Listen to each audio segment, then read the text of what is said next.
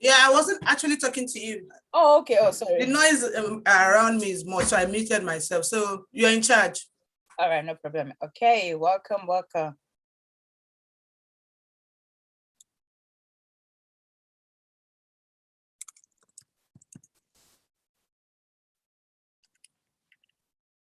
Okay. Good evening. I can see people already. Welcome, Julius. Thank you for joining us. Our behind the scene guy. Thank you for joining us. Welcome, Fatima. Thank you for joining us. Okay, welcome, Irene. Thank you for joining us. Welcome, Habi. Thank you for joining us. As usual, as you're coming in, like I always say, the chat and the comment section is how we interact all through the night. So feel free to introduce yourself. Let us know how you're feeling today. Like personally, I woke up tired today. So just tell us how you're feeling today. How's your Friday? How have you been? Just, go in the comment section and just introduce yourself and just tell us how you're feeling today, or just share anything at all that you feel you want to share with us. So while we wait on other people to join us, as usual, we normally kickstart about 7:10. So we still have about 4 minutes. So we're just going to wait for everyone else to join us. In the meantime, if anybody wants to interact on the platform, just unmute yourself and feel free to interact and say hello to everybody on the platform right now while we wait for everyone else to join us.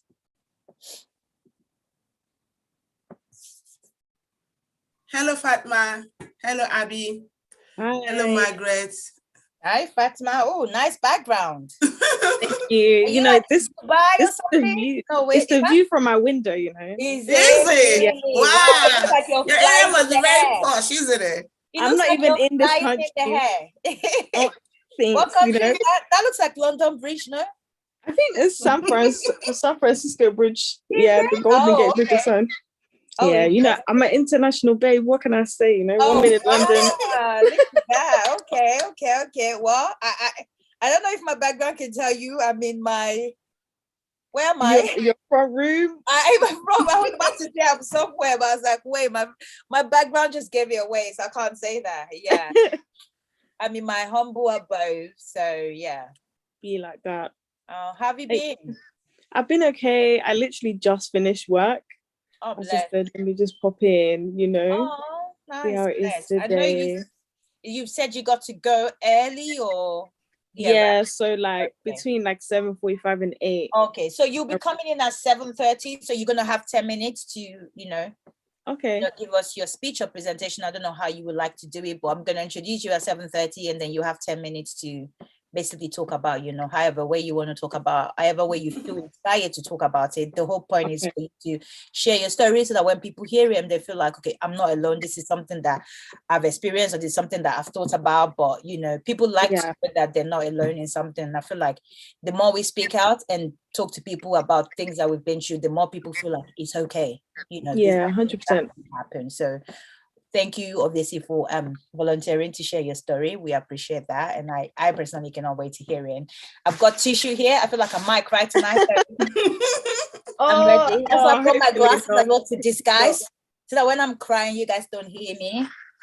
So yeah. And I feel like I might share my story in between that as well. I feel like I didn't want to, but then we'll see how it goes, because I feel like I said, the more voices that everybody has experienced, no matter who you are, no matter how strong you are, even the strongest of people, I feel like are the most people that have actually obviously dealt with anything to do with 100%. Mental health, because they're just strong enough to be able to just say, you know what, I'm just going to keep going no matter what happens. So yeah. Maureen, how are you doing? Are you going to be sharing story with us tonight? We never hear you share anything, no? Okay. Do we have anyone else just joining? Oh, okay. Wow. I didn't realize we have more people just join. Okay, we have Julius. Julius, we already said hello to Julius. Okay, we have Margaret. I want to believe that's Margaret, our contestant, right? Hi, Margaret. If that's you, just say hello.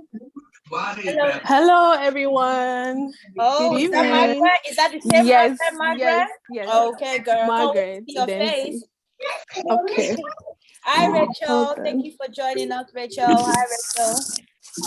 Hi, Ashabe Kati. Thank you for joining us.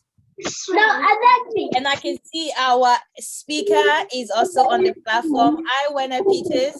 Thank you for joining us. I know you're probably busy right now, but we can just acknowledge you are on the platform and we can see you. Thank you for joining us. Okay, who else do we have here? Oh, I think is Ashabe. Okay, now we can see you. Good evening, Ma. Good evening. Sorry, I wasn't sure who it was. That's why sometimes it's good to see the video so that you know who you are addressing. Because the name sometimes you don't know who it is. Okay. Thank you for joining us, Ma. Thank you for joining us. You're welcome. Okay, all right. So what else do we have here? All right, we are ready. Okay, ready. Okay, we have Lucy. Lucy just joined us. Hi, Lucy. Thank you for joining us. Okay. All right, it's 10 past right now. Irene, should we give you a few more minutes? I think you should start. They will catch up with us. Okay, all right. Okay. Sorry. Hello, everyone. All right, can everyone now put themselves? Hello, Lucy. Sorry. Hi, how are you? Thank you for joining us this evening. How are you? Thank you for joining us. I can see you in your shop. Well, thank you for taking time out. See, that shows dedication right there. Thank you for taking time out to join us. We appreciate you. We hope you have a good and enjoy the evening. Thank you very much. Ooh, okay, that is Miss Margaret and Margaret. That's the face I was looking for. Apologies. I was giving you a shout out. I'm so sorry. You were giving me a shout out. When? Yes. Earlier on, but sorry, my camera was off and my audio was on mute. Apologies. Please do it again. Do it again so everyone can hear. Do me the shout out. So nice to see you again, Goldie. I know, but listen, hello, I did not have makeup again today. I feel like I need to start getting fine for every day I come on here with my makeup. You look beautiful. Oh, you look absolutely that's beautiful. What that's what I was expecting to hear from Irene. You look beautiful. Thank you, Margaret. Thank you. All right, that is it. I think we're going to kickstart now. Right now, we have 11 people on this platform. As we know, obviously, throughout the end of the evening, we're going to have people come in and out. But, you know, we're going to try and start. Can we have everybody muted, please? Maureen? I think that's you, Maureen. Okay. All right. So, good evening, everybody. This is the point where I want to hear, good evening, everyone. Good evening. That's better. That's more like it. So how are we all feeling today? How are we doing today? Fantastic. Fantastic. That's good. Great. Okay. Welcome to another mental resilience workshop. And as you all know, this is a project that has been put together by Ebony Ambassadors. This is our 5th one. I can't believe I'm saying that. Funny enough, I feel like it's been more than that. But I feel like I've been on this platform a lot more than 5 times because I've seen you guys every week. So this is our 5th workshop. And today, workshop has been tagged, as we all know, it's all about people. Obviously, you're dealing with like we have our special guest who's already in the house. And we also are giving 3 people the platform to speak out also on what our story is today. And the topic for today is been tagged your story, your reality, which is part of the mental resilience workshop. Maureen, can you unmute yourself, please? So we today's one for me, I feel like it's very personal, in as much as I always like to. Maureen, you're still unmuted, sorry. Okay, let me mute. Okay. Let me mute everybody. And you can unmute yourself, Goldie. Okay. All right. Okay. So what's it called? I said today's one for me, I feel like it's very, in as much as it's good for us obviously to share this story, to encourage people to know that they're not alone. But I feel like today for me is kind of like being a bit emotional because I've had to think about it. How do I want to do today? In as much as I like to come here and have fun with you guys and, act like, okay, we're friends, let's do this. But it's also like a very deep topic that, is something that we don't talk about, especially people of color. I think we tend to shy away from when we talk about mental, illness, in as much as these are things that happen every single day. These are things that we do experience, but we don't want to tag it back. People just don't want to tag anything to do with mental illness because they feel like it's some sort of disease, or it means you're weak, or it means you're you're this, but we're here to talk about it today for you to know that it's perfectly okay if you've had any sort of mental illness in the past, whether you're going through it right now.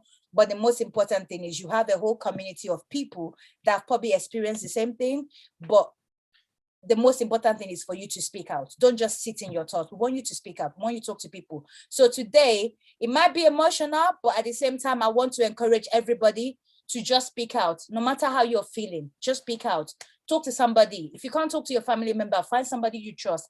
Find somebody you can just talk to.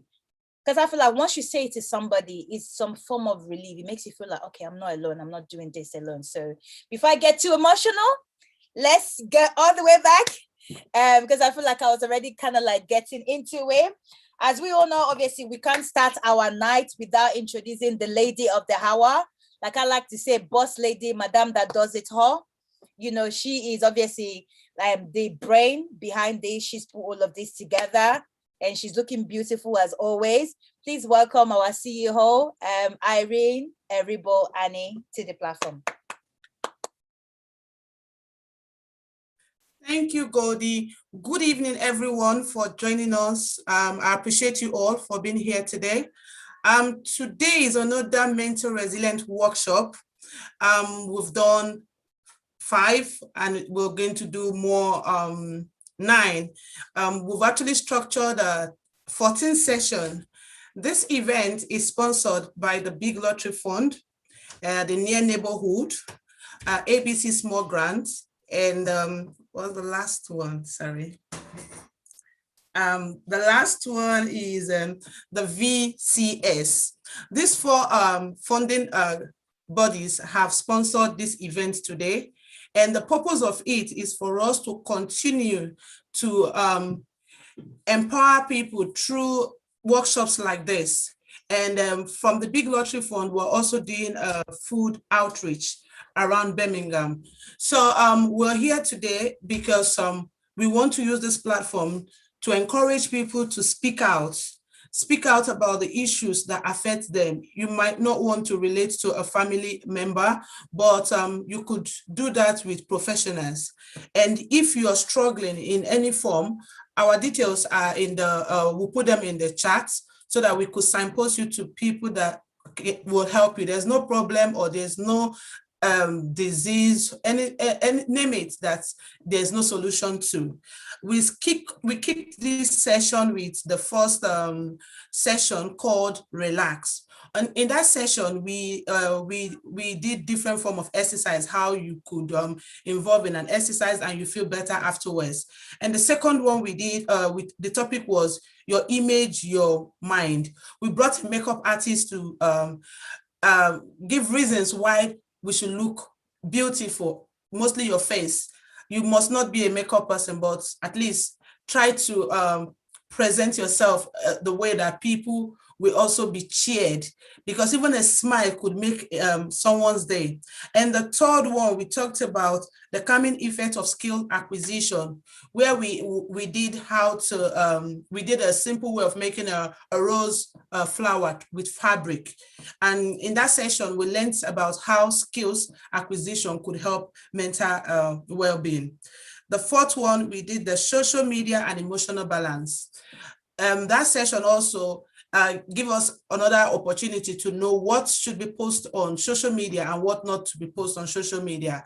And also, we shouldn't believe everything we see on social media, because a lot of things they hype what you see on social media. It's not actually real. And the last one, which we are doing today, is your story, your reality. I won't say much because I know the speakers we've got today will really do justice to that topic. Anytime I hear her story, I've been under her speak severally. Anytime I hear her story, it looks as if I'm just hearing it for the first time. So I will leave it at that, because I know today will be something different from everyone, and we're going to go home feeling empowered or feel empowered. So for those that don't know who we are, Ebony Ambassadors, we are organizations that are very passionate about skills empowerment, and we are known for a beauty pageant called Miss Ebony Beauty and Creativity Contest. Our website is www.missebonyambassador.com.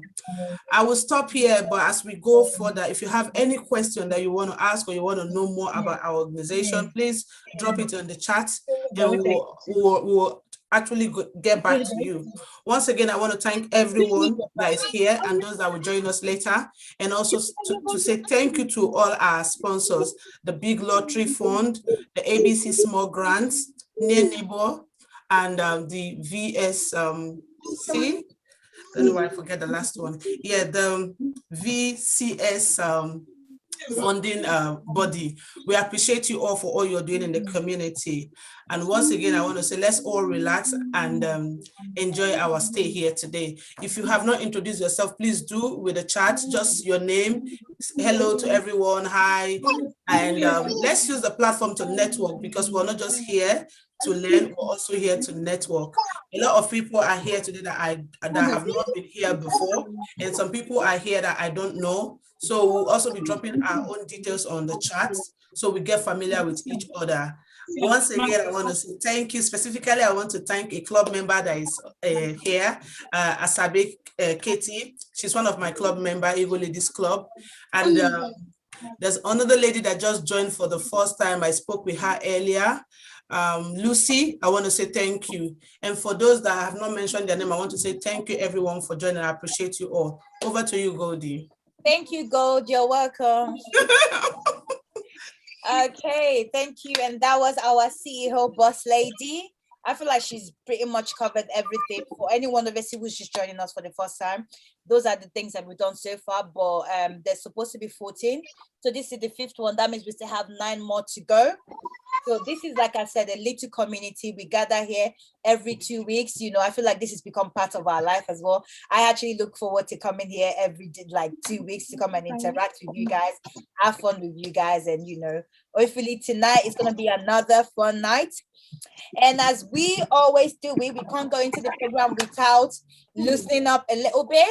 But before we do, I just want to welcome some other people that have just joined us. And Maria, can you please mute yourself? There's a lot of sound coming from there. So we have who else has joined us? Okay, we have Jenny. Jenny's just joined us. Thank you for joining us. We have Empress Joanna. Thank you for joining us. We have Auntie Victoria. Thank you for joining us.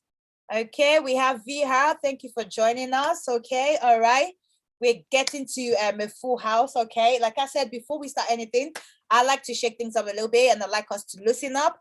So who is ready for our games? Okay, all right.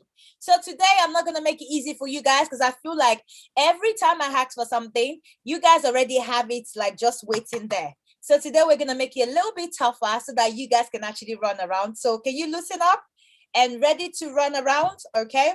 So the first thing is we're going to be doing our hunt, which is basically where you run around to find something that I call. So when I call it, I want you to run around and go grab it. So the first person to bring me, are we ready? I can see Margaret is already running. She's ready. The first person to bring me a red tie. A red tie, red tie, red tie, red tie. Let's go, let's go. If you have a partner, this should be easy. If you don't have one, I feel sorry for you. Sorry. Red tie. I cannot see red tie. I'm looking. Red tie. Listen, like this is about my Fatima, as close as it gets. I don't have no partner. This is as close as it gets. What is that? What is that, Fatima? Let's It's see a belt if you can part take of a that. dress. A belt. Oh, okay. It That's almost the red looks I like can a see tie. right now. Yeah. Let me I see if can taste your anyone else comes creativity. with it. Okay, I can see a Mommy Ashabe. Mommy Ashabe. Is that a red tie or that's just a scarf? That's a red tie, is it? Okay, I think I have to give it to the person that have red tie. Fatima, you did try, but I wanted a red tie. Next time, go and get you a partner, sorry, so that you can have red tie. Sorry. Don't worry, try for the next one. So I have to give it to Mommy Ashabi. Mommy Ashabi, that's for you. So that's our first winner. Mommy, well done. What we usually do is at the end of the program, we're going to announce your prize. So that means you have to stay to the end. If you go before the end, I'll give your prize to Fatima. Okay. All right. So our next game is the fastest finger. So this is the one where we go into the comment section And I need the first person that will type me. As we all know, today has been tagged, obviously, you know, mental illness, a story and things like that. I want you to tell me 6 forms of mental illness that we experience. So it could be anything at all. Like I said, this is something that we tend to shy away from. So anything at all that you feel. So I need you to just write 6 forms of mental illness. Don't forget, you have to write it together, because if you write it one at a time, somebody might steal your answer. So you have to try and write the 6 together before you send type. I can see Fatima is going hard. I can see Margaret is going hard. Okay. Mommy Ashabe, I can see that you've got 2, but if somebody stole your 2 and add 4 to it, they've taken the thing. So you have to try and write it together. Okay. All right. I can see. Okay. Esther is just joining us. Welcome, Esther. Okay. All right. This is proving harder than I thought. Okay. All right, Fatima, we've got depression, anxiety, bipolar, schizophrenia, and PDH and PTSD. I think that's amazing. That's amazing. Well done, Fatima. You claim your prize back.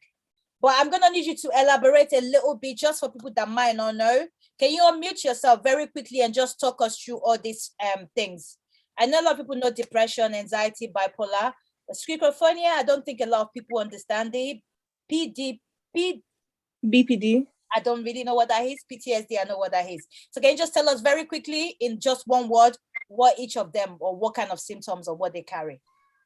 So anxiety is when you have unusually high levels of stress. You're experiencing it in situations where you're not supposed to be stressed, or you're way too much stressed than you're supposed to be in a situation, basically.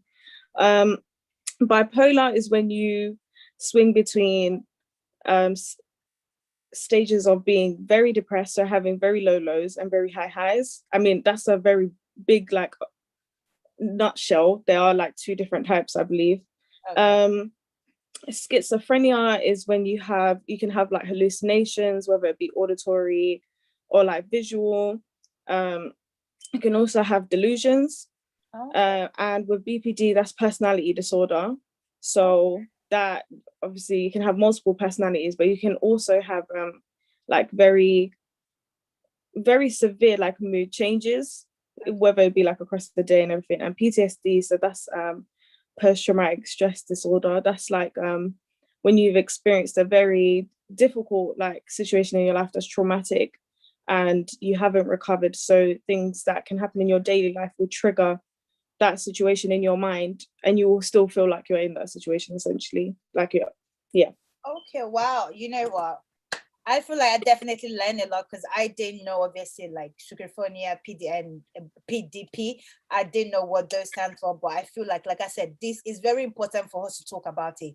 The more you're obviously saying, the more I'm saying, oh, I've experienced that. Oh, I felt that way, you know.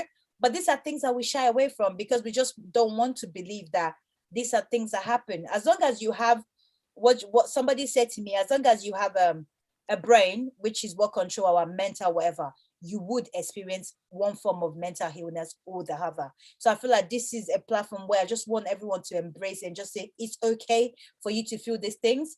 What is not okay is for you to sit in it. So just because you're feeling something doesn't mean you're weak. And thank you very much, Fatima. I think that's a very good way for us to actually kickstart that. And thank you also, Margaret. I can see you mentioned 6 as well, which is psychotic depression, bipolar, anxiety, eating disorder. You know, that's actually really good. Ashabe, thank you. Bipolar, depression, anxiety, PTSD, eating disorder.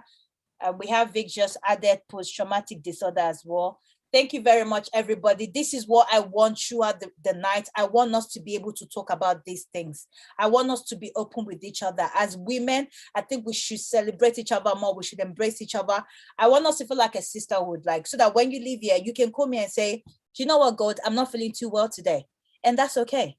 That's what we want to achieve here today. So thank you so much for that. And I think our winner obviously has to be, even for explaining those things to us, Fatima has to be our winner for that game. So give it up to Fatima. So we have 2 winners.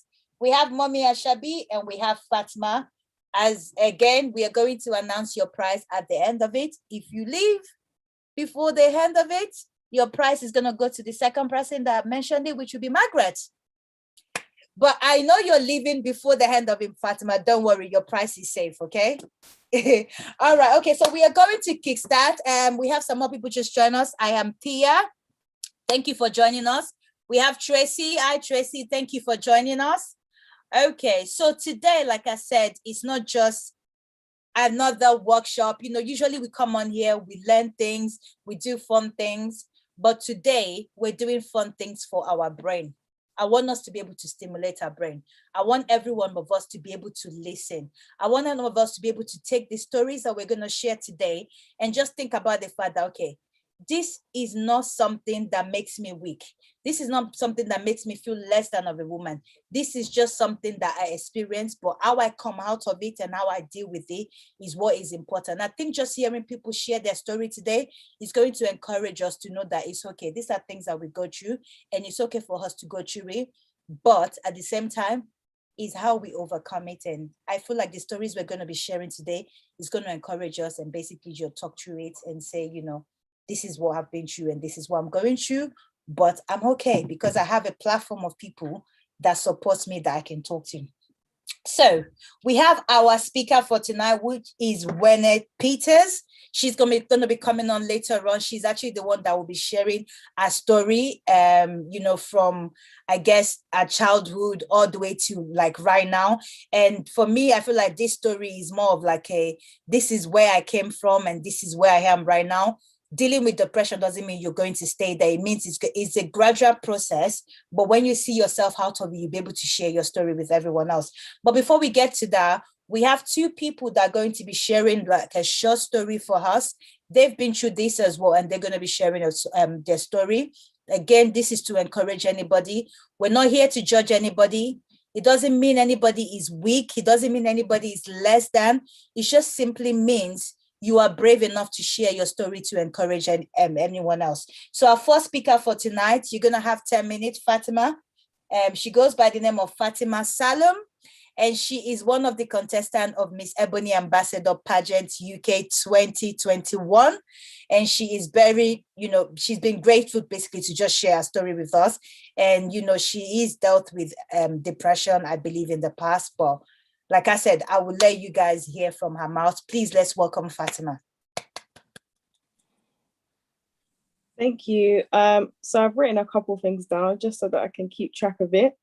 But just to introduce myself, my name is Fatma again, and I'm basically just going to be talking about my experience with mental health and how I've overcome this and what do I do to like manage it in the workplace, and for those people who are still studying as well, if you're like university or like sixth form as well, if you're listening, like what you should do in that instance.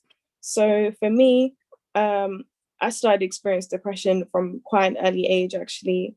I'd say around the age of like maybe as young as 11, between the ages of 11 and 13. It's been quite on and off. And as well as anxiety as well, that one has also been quite on and off as well. And it's stemmed from trauma. I feel like a lot of people can relate that they've had some sort of childhood trauma that's happened to them, and that's essentially what triggered mine.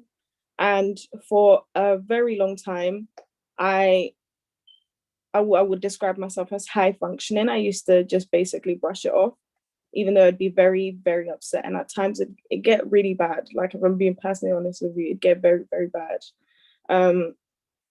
The usual symptoms of literally not wanting to speak to people, not wanting to leave, like having panic attacks. Like it eventually got to a point where the smallest of things would cause panic. Like I'd literally maybe be like 5 minutes late and it'd feel like the end of the world.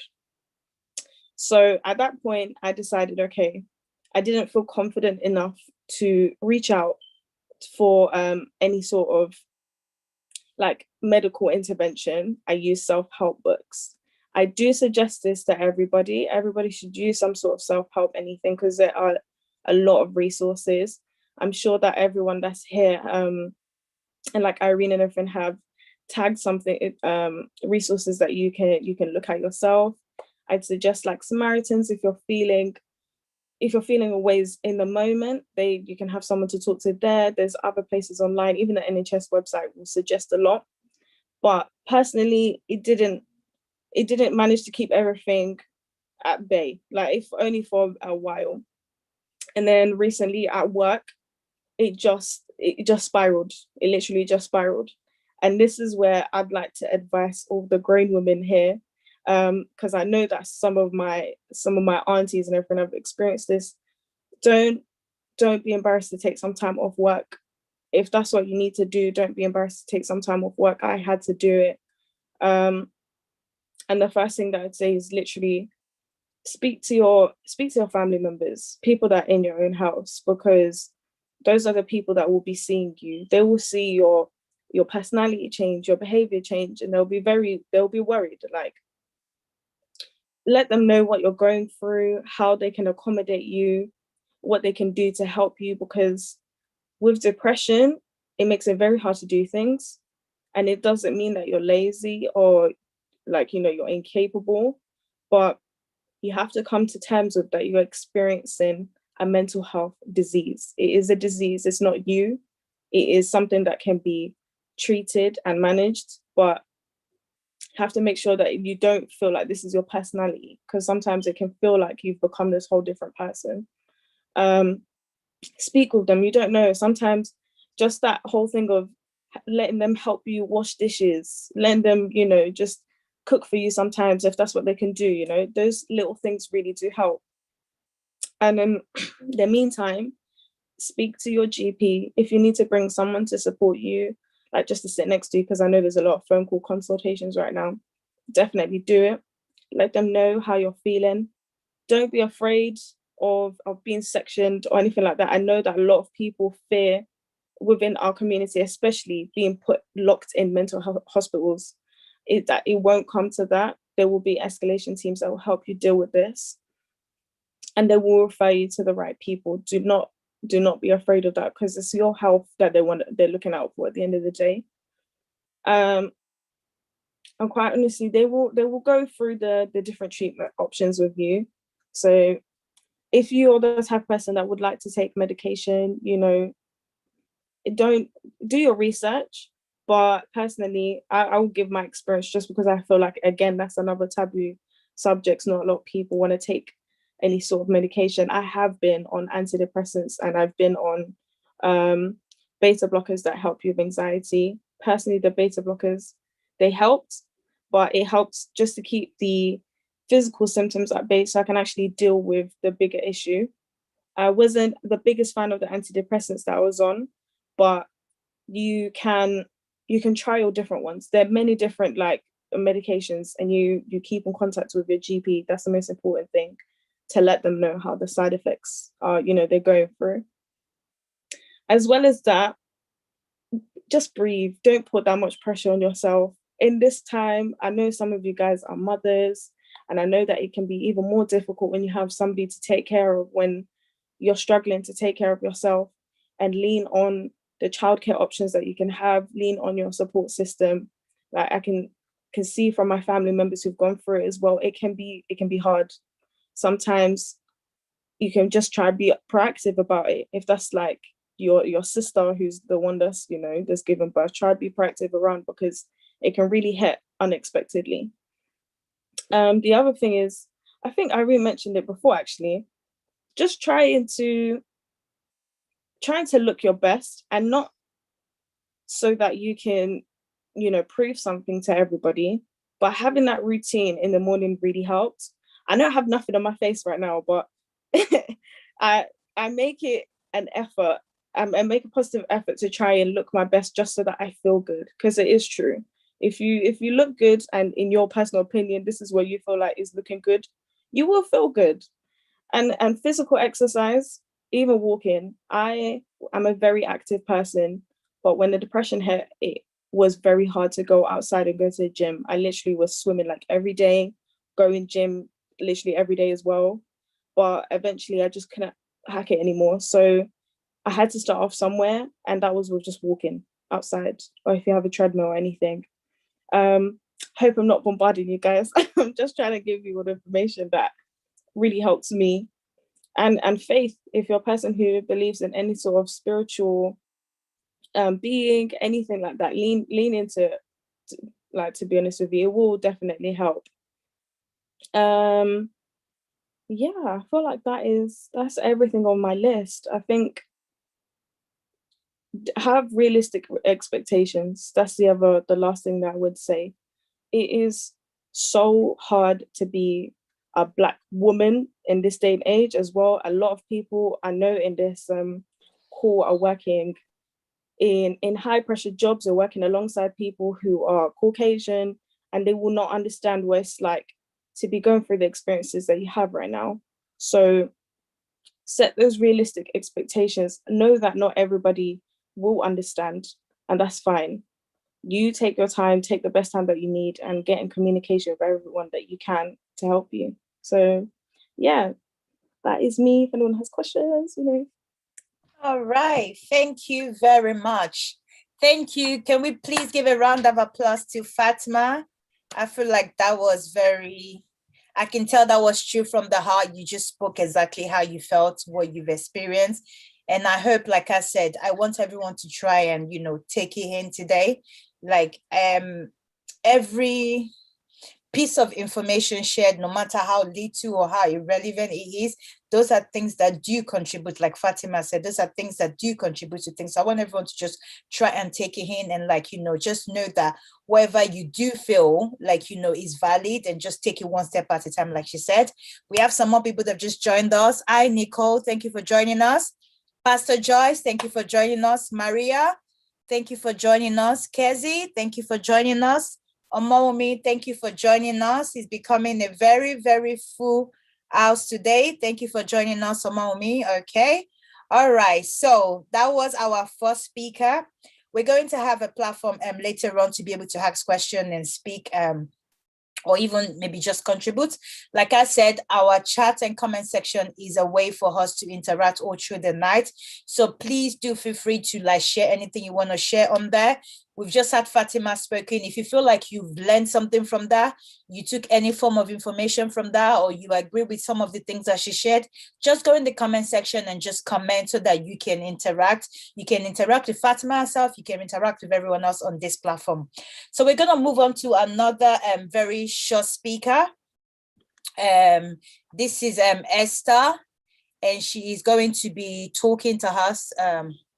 Okay, myself. Okay, great. All right. So we have Esther, who is also our in-house lady.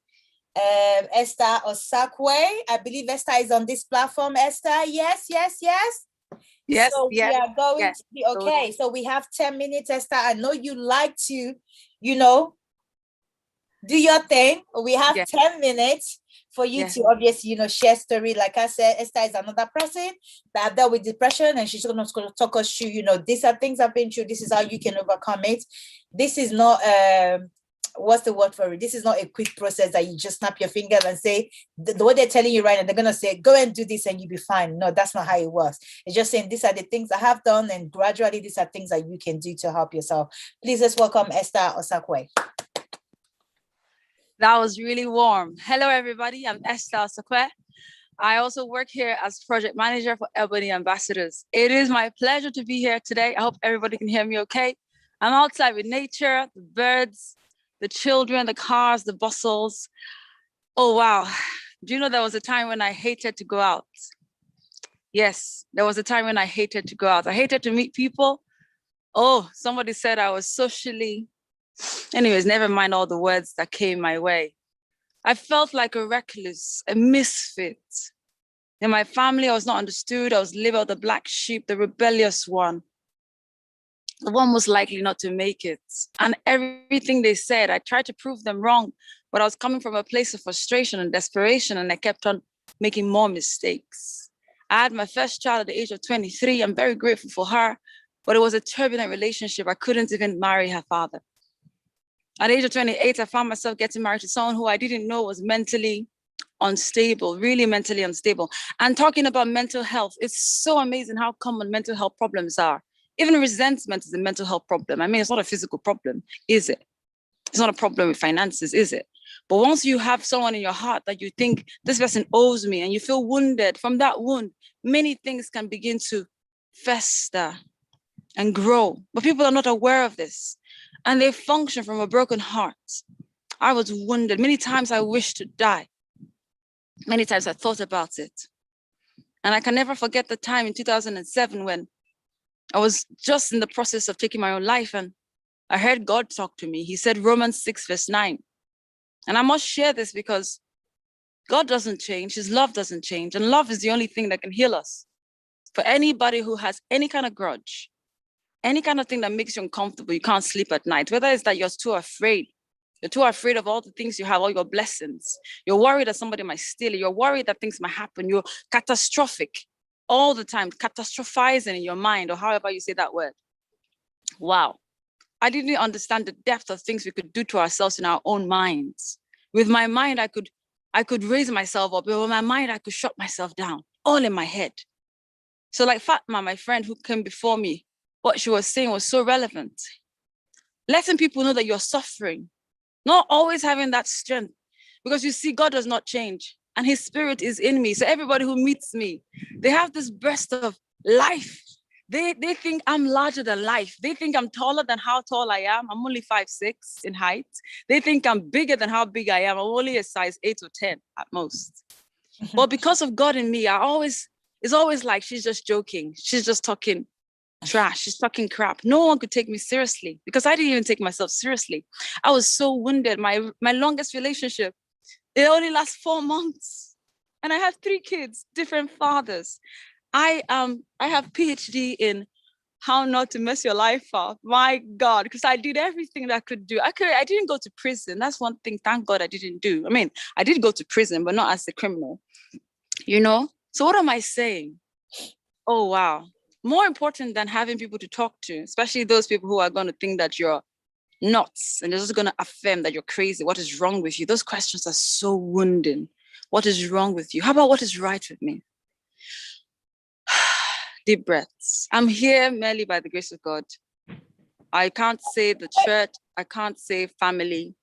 I just have to say God's grace. Because even when I couldn't see past my mistake and my shame, God's grace. This is my story. How many minutes do I have? See, I'm very good. Only 3 minutes.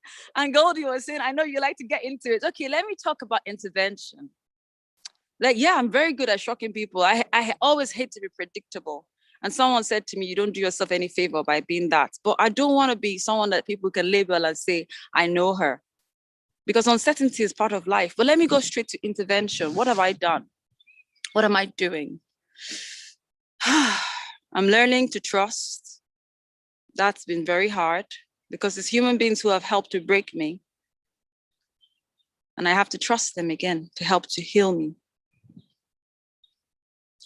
I'm learning how to not take things personally. Till today, I still have the uncanny ability to read more into what people are saying or to take it another way, which is not what they were saying, and to fight with people I love. And I don't mean to. And if you're in my life, I want to apologize now. I'm still learning. We are all learning. I want to say that also, going through this has made me a kind of woman that you'll never meet again in your life. I'm telling you now. It's made me great. The truth is, people want a trophy. They want to win the war. They don't even want to face the war. But we all know that no skilled sailor came from smooth waters. I stand today, or actually I'm sitting today on this fence to say that don't sit on the fence. You will get rejected. You will get attacked for your beliefs. But you're so much more stronger because you have them. These are the values that define you. Nobody's opinion should ever matter. If I asked you guys right now, what do you think about me? I'm telling you, how many are we here? All 26 of us, not counting myself, will have something different to say. I want to encourage people to embrace your uniqueness. There will never be anybody like you. Embrace your uniqueness, even your weakness. People often say that girls who don't appear to be so pretty, how come they get married so quickly? I know that rhymes, pretty and quickly. They do because they've accepted that I'm more than my skin. And I recognize that I'm a 5 or I'm a 4. And because they have the acceptance, it's no longer about them. They're easy to, they go quickly to service. And that's something I want to share with you guys as I round up. I set up an organization called Life Improvement Consults. And this organization has been set up to serve people. You need someone to understand the suffering you're going through, to not judge. Oh, wow. That's a really big one. Because many people will judge, especially Africans. They don't understand when people are different, when people see things differently, and when people don't speak the way they want to label you. I've even been called a witch, believe it or not. But I know I don't practice witchcraft. I'm different. I accept that. Anyways, back to Life Improvement Consult. What do? We help people to become mentally resilient. We serve. You see, the sun, for example, is not shining because it needs its heat. The trees, no, they don't eat their fruits. The rivers, they don't drink their water. You are here for me as I am for you. If you learn that this is not about you, 3 things happen. Number 1, you learn to not take things personally. Number 2, you learn in humility to serve. That's number 2. And number 3, love. That's the best way to learn love. Love is what heals. Love is what helped me. There's nothing more transforming than love. As I round up, because I have 1 minute, I checked the time, I started speaking. Okay. You see, love is patient. Love is kind. But the truth is, if I'm always on time, you don't need to be patient with me because I'm perfect.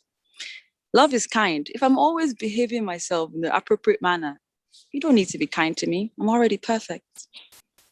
Your love gets tested in those challenges, your patience, your resolve. So like I said, be your unique self. There's no other. Thank you so much for the opportunity to share. I hope I inspired you. Oh, thank you so much, Esther. That was as usual. I feel like every time you speak on here, I always mentally, I'm like taking it in. That is very powerful message that you just shared. And I feel like in as much as I said today, we want to obviously like just let people talk and let people feel how they feel. But sometimes I feel like people say certain things that kind of just spark something within yourself and makes you feel like, you know what, actually, like this is not something I've ever shared before, but I've actually like dealt with depression.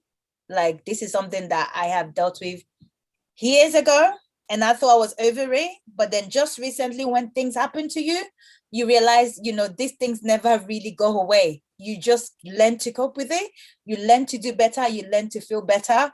But once you feel a certain way about something, unless you really, really get to the bottom of it, this is something that would always stay. And I like the message that you actually shared, that you just have to be kind to yourself and just say to yourself, as long as I'm okay with myself, then it's okay. It doesn't matter what anyone else says. So that's the message I'm taking from that. So thank you very much. Once again, can we please give a round of applause to Esther? That was really, really amazing. I believe our speaker for tonight is ready for us. I can see her like right now. Just, I don't know if anyone can see. If you just look on your screen and just look for Lady Waynett Peters, you can just see, first of all, like the whole production. Like, can I just say, I feel like, you know, she's about to give an Oscar speech or something like that. Like she is ready for us. We're going to get to you very quickly in a minute. But like I said, this is a platform where I want everybody to take things in today.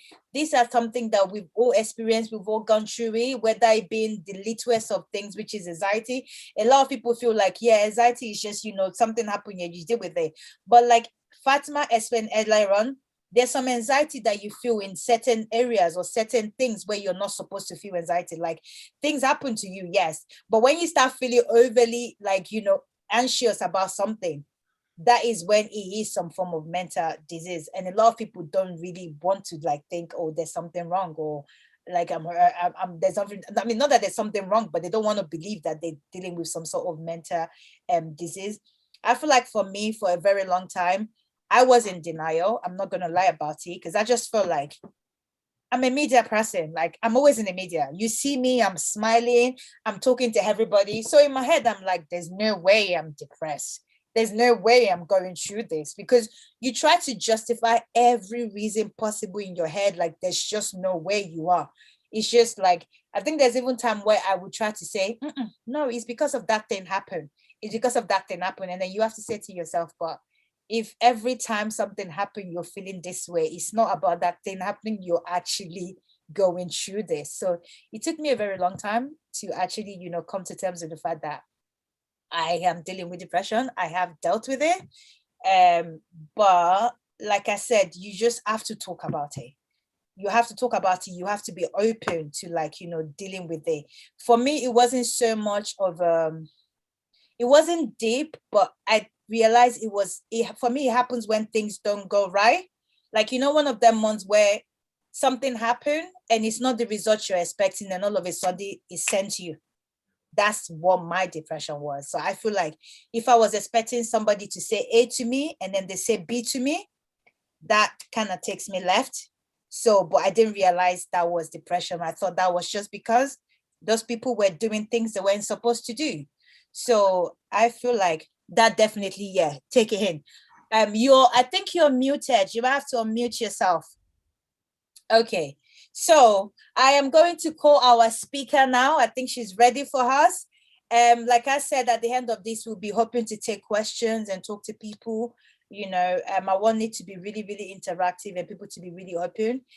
We're going to welcome our speaker now, and she's ready for us. Please welcome Lady Waynett Peters. Thank you, and good evening to everyone on the platform. I'd like to acknowledge you, Sister Irene, Ebony Ambassadors, and I'd like to acknowledge you, Gold Diva, and an amazing job that you're doing. And for the speakers that have spoken before me, thank you for sharing your stories, and thank you that we can now gather together to be thankful of what we have. I sit here before you and I am grateful to my creator and my maker. And for me, it's God that I can share this testimony with you. For myself, it was never the I am depressed label or on medication that I went through. Afterwards, it's when I realized that I had suffered some sort of mental breakdown in a different way than what is known by the books, than what is said by others. But in that way, I know and I tell my story because I know mentally I had been challenged. And it is only God that got me and took me from there and brings me here today. I actually thought that I was going to die. I didn't think I'll be sitting here now sharing the glory of God and what God can do. So I would like to say, never despise the days of the small beginnings, because our creator, our maker, for me, that is God, has a way to turn things around for each and every one of us in every stage of our lives. Have I reached where I want to be yet? I don't think so. Am I still God's work in progress? Yes, I am. Can I do more? Certainly I can, because he who created me can do more than I can ever imagine. So I grew up and I got my sister and I got a couple other family members that are on there and a couple of and my friends as well. I acknowledge you that are online. I grew up in a home which I was very happy. I'm the baby. My sister Heather is on the platform. I acknowledge you. One of my mentors and coaches in life who mentors me every day. I grew up in a very happy home. I grew up in a home that I received a lot of love. Did things happen when I was young? Yes. I was knocked here by something and I shaped myself back up. I was a young mom, like you, Esther, but I was even a younger mom than you, Esther. I was a mother when I was 19. The first time I had sex, I was raped when I was young. But this first time as an adult of having sex, I did get pregnant, and I've got my wonderful, wonderful child.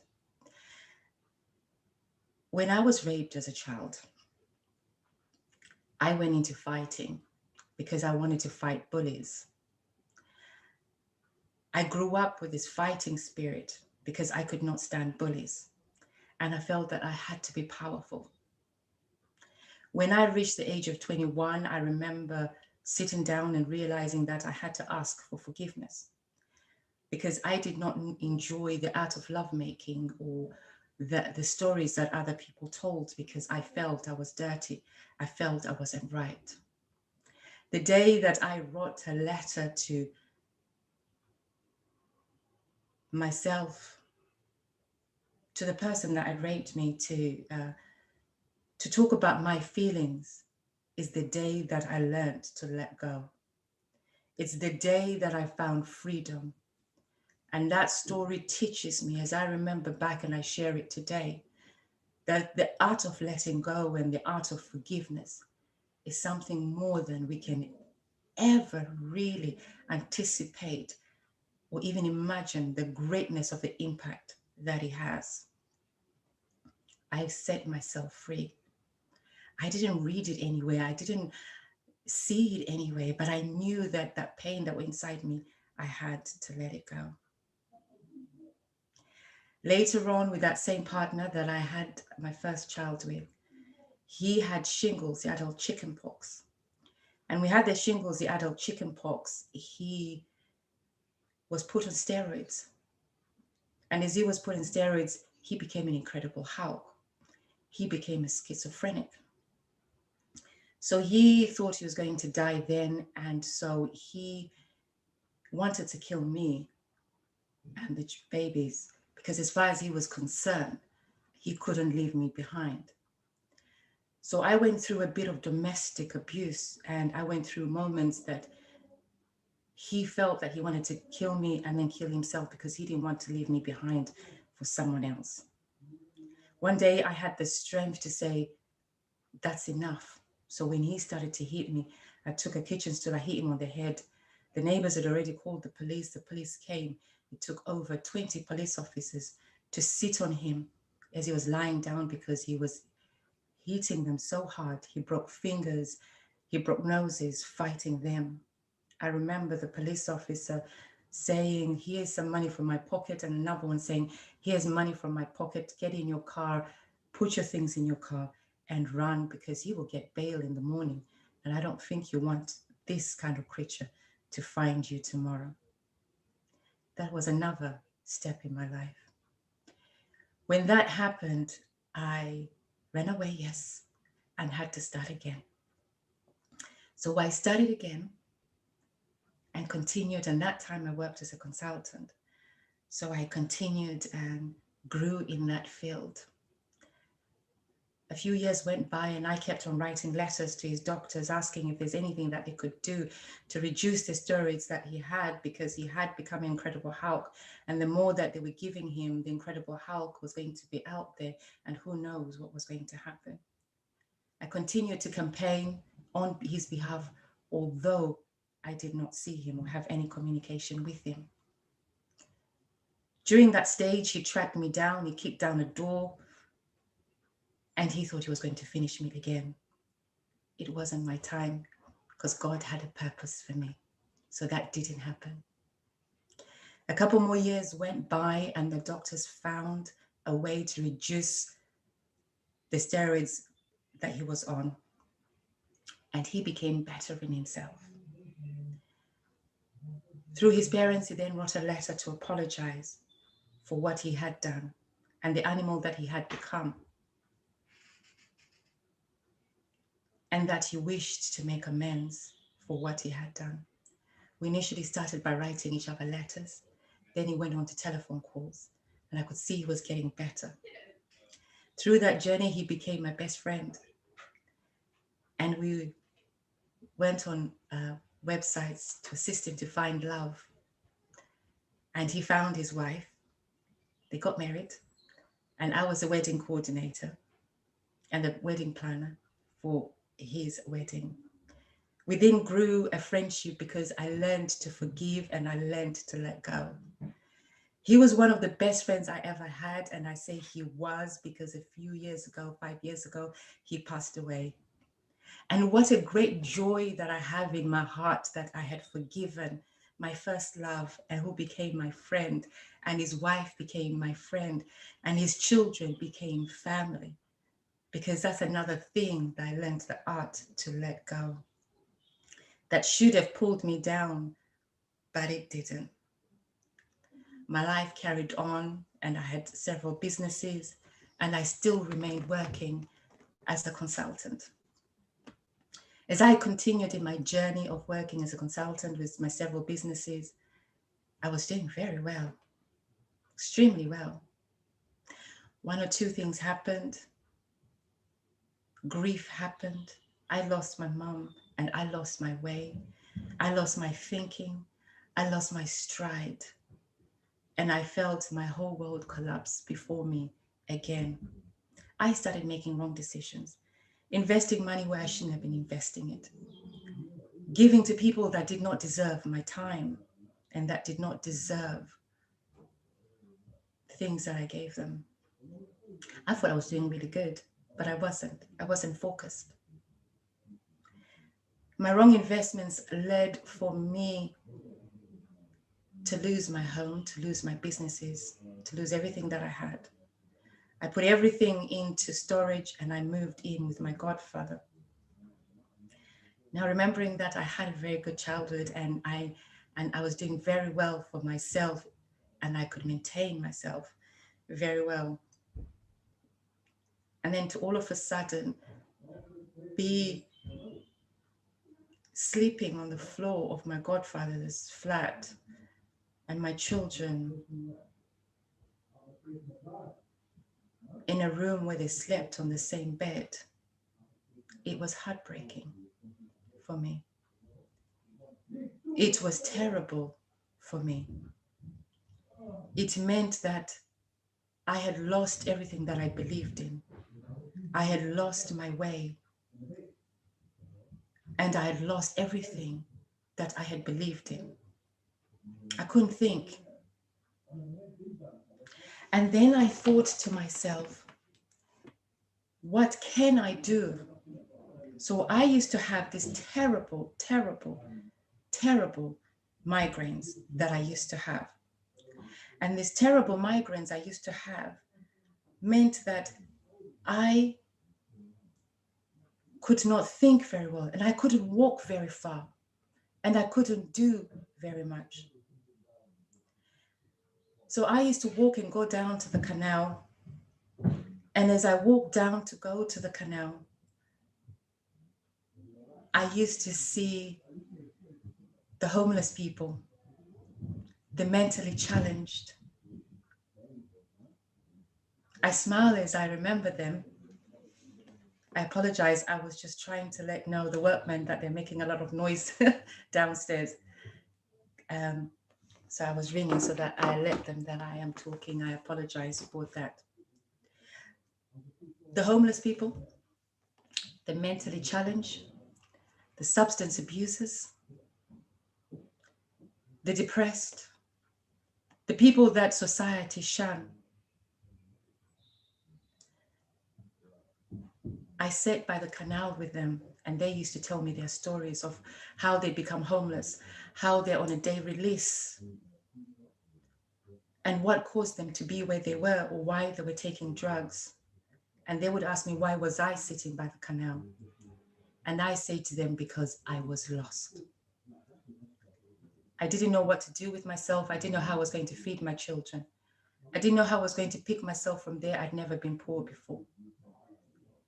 And I didn't understand what the poor life meant. And as I did not understand what the poor life meant, it meant that I didn't know how to proceed from there. I sincerely apologize. Can you please tell the workmen to be quiet, please, because I'm on Zoom. I can hear them. Thank you.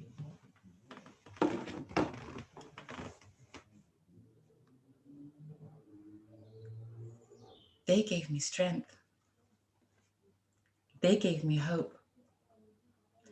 So the depressed that we look at, the mentally challenged people that we look at, the homeless people that we look at, and we sometimes as a society think that they're not fit for society, that they're lesser than we are. To me, they're angels that walk our streets. They're angels that are there for a purpose. It shows me that there's a purpose for each and every one of us. I left them and I went and volunteered in a church, strengthened by their stories. As I volunteered in a church, I started helping people to start businesses, assisting individuals to find new careers. And that gave me my confidence back. That gave me a new purpose of helping others, of assisting others without paying them, without giving them money, but spending time with them and helping them. It gave me time to ground myself in prayers. It gave me time to find myself and rebuild myself. It gave me time to realize that we are here and we have a purpose. We are here for a journey. We are here for a reason. And what is the reason that we are here for? I went back to my godfather, and every time I used to go back in the night, I used to go and sit with the homeless people. And then I told them I was ready to start work. So I started with selling cocktails, slashes in the market, and I was selling food in Camden Market. And then I started offering lunches to the businesses that were local and nearby. Then I started doing home deliveries of food, and I was helped by my sons. And then I had enough money to rent a space in the back of the barbers. And I had this little tiny little spot, and I used to do pedicures and manicures because those were the businesses I had before on a larger scale, but I knew I had to start them from somewhere. My friends and family used to say, "By dear God, you're a consultant, go back to work." And I used to say, "I don't want to go back to work. I want to start again from ground root because I would like to learn where did I go wrong, because no one is so successful and loses it overnight. No one comes from there to there just like that. There's a purpose and a reason that happened, and I need to learn." At that time, I remember all my furniture and all my clothes and all our personal belongings, they were in storage. And all the stuff we had for the events management company, for the catering, they were in another storage. One storage rang me and say, "Well, you haven't paid for a few months. And if you don't pay, you've got 1 week to come and get your stuff. Otherwise, we're going to destroy it." I sat down by that canal, which had become my favorite place to sit. And I said, "What can I do? I don't have the money for a van, and I don't have the money to put them anywhere. So even if I was going to ask someone for money for a van, where was I going to put the stuff?" I sat there and realized that they had to go, and I had to let go. So they went. I was left with a suitcase of clothes I had, and my children had the suitcases of clothes that we could only fit in my godfather's flat. The following week, the man rang and said to me all the catering stuff that we have, and we're talking about things that over £50,000 of things that were in one and 30,000 in another storage. And he said, "Your things are outside and people are picking them. Please come and get them." And I said, "And to put them where?"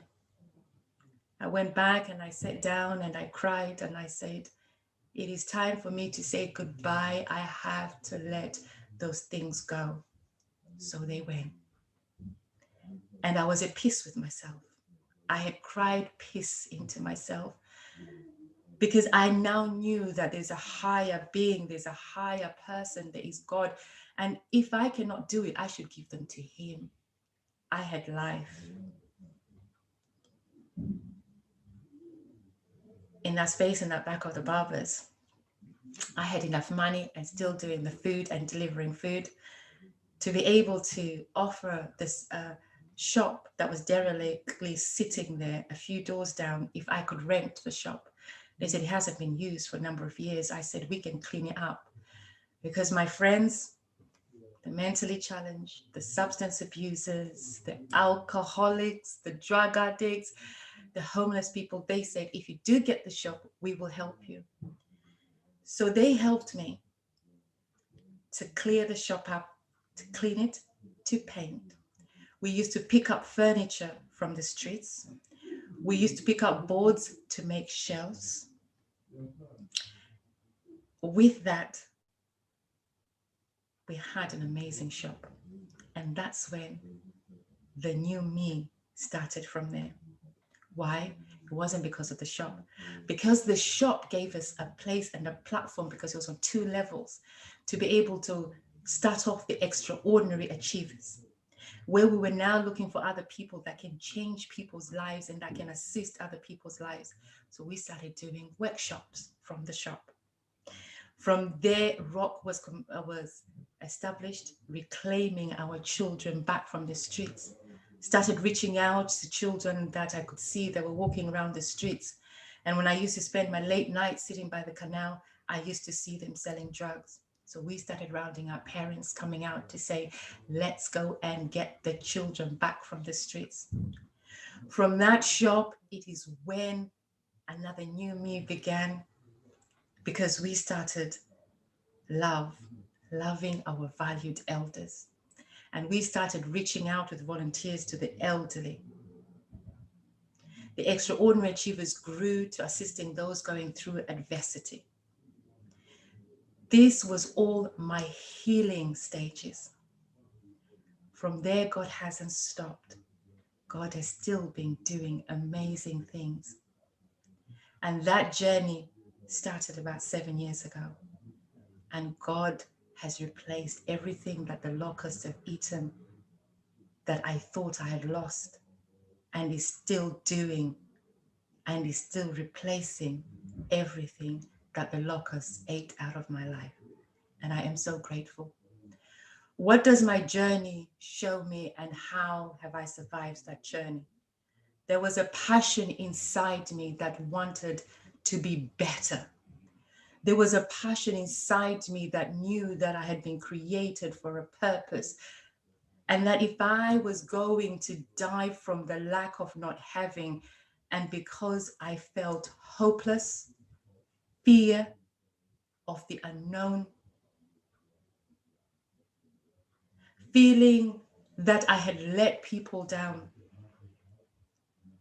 the dozens of people that I employed that I had to let go, which meant how many families had I affected when that had happened.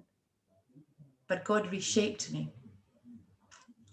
And now, not a lot of things faze me.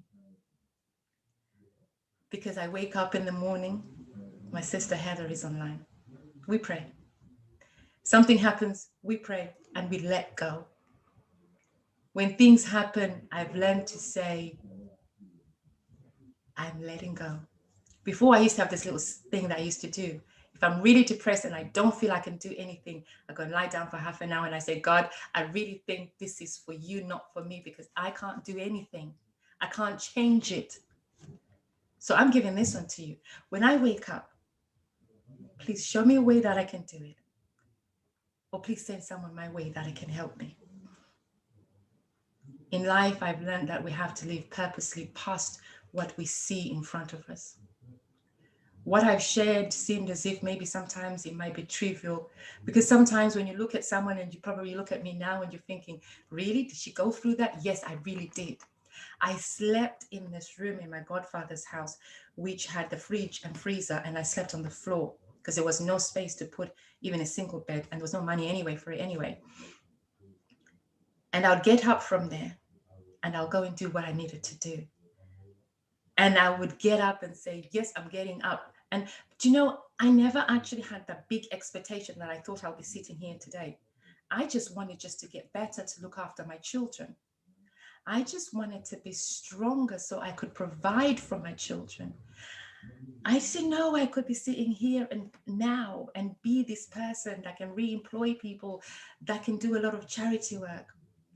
Now, in all my achievements and having to have worked with Prince Charles, with the mayors, and having to have done a lot of things I'd done before, my greatest achievements, they come from my community work.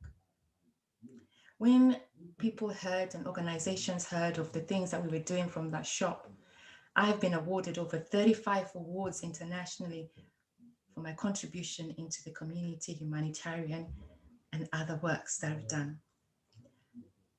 And I think Sister Vicky, she is online with us today. We even had another project where we worked on rebuilding and helping to assist a hospital. And I was given my chieftaincy title. I had my first African attire and my first head wrap by Sister Vicky. And that is sort of about 5 years ago. And that's amazing. I have the photographs to prove it. And love you, Sister Vicky, you've been amazing. I know that Empress Joanne, you're there. Love you to bits. And the exposure of these friends that I met along the way when I was receiving awards, or people asking me to share my testimony, introduced me to these kings. And I'd done my work with the kings, served the Lord in a different way, and I received 2 chieftaincy titles. And I thank God for them, because they're of great honor to receive those titles from chieftaincy titles from countries that you are not from, but from your work. This wasn't even from my education or my experience. This was from my love. Does education and experience play a part? Yes.